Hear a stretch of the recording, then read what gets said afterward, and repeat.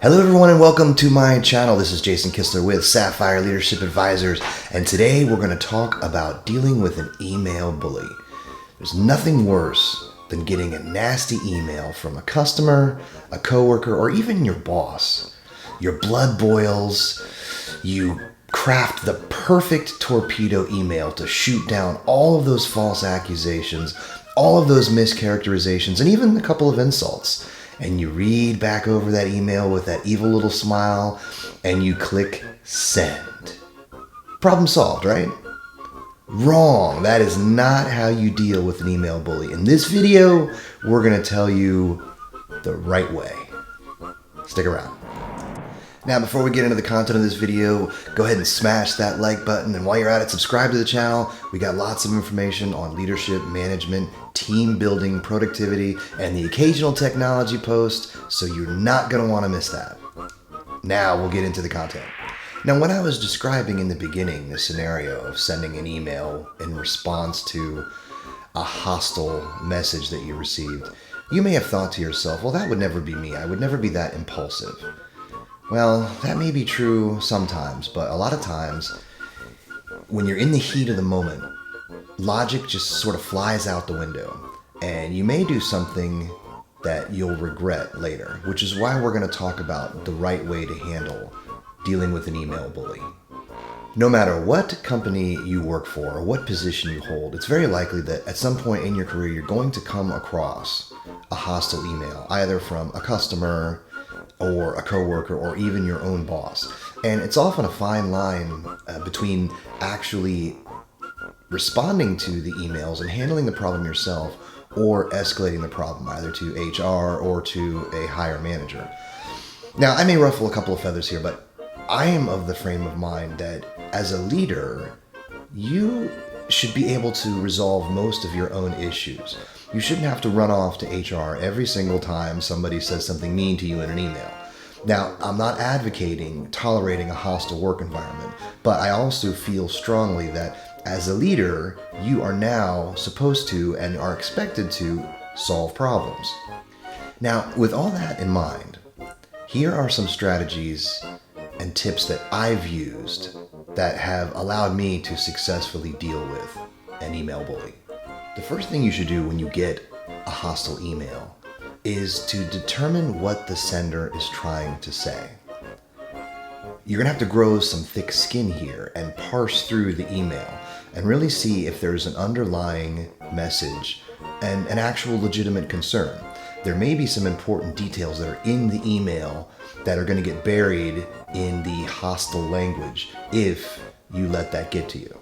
So determine the point of the email. And if there really is no point and it's just a bunch of hostility and insults, then confront the person that sent you the email. There's no reason why you can't confront someone who's sending you a hostile email, even if it's your own boss.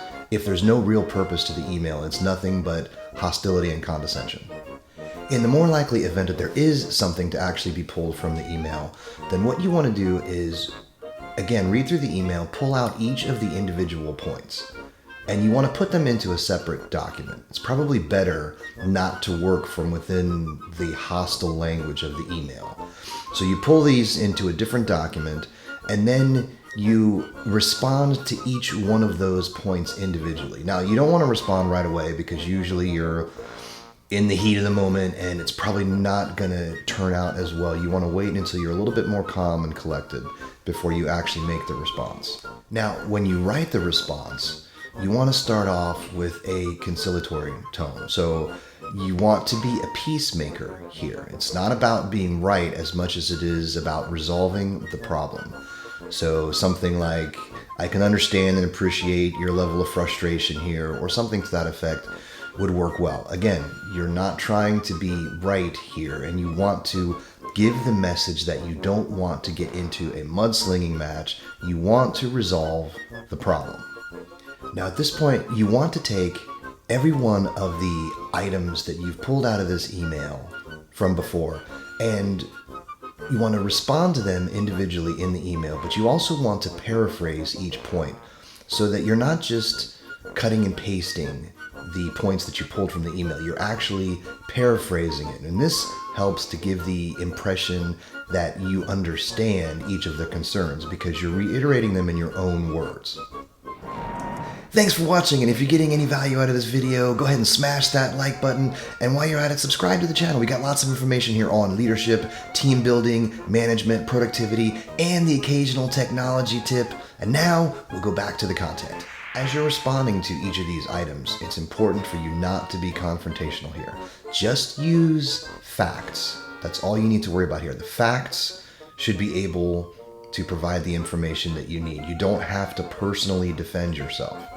You also don't want to provide any additional fuel for the person that you're emailing. You want to try to resolve the problem, and your responses may get lost if all you're doing is pouring more fuel onto the fire. Now, it's also important here, and this is going to be a tough one, but if there were mistakes that you made that may have resulted in some of the hostility in this email, now is the time to address those. You can't just brush those under the rug. You need to address them. You need to accept them full on. Humility is not a bad word here, and good leaders take accountability. Now, the last step in this process is to include an invitation to get on the phone to resolve the problem.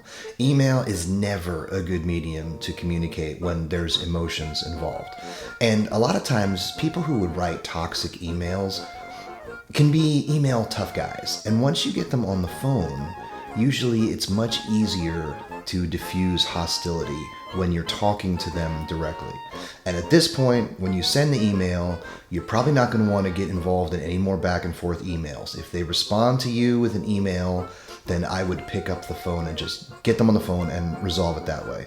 It's much better than back and forth emails, and it really doesn't do anything but keep pushing the emotional level higher and higher.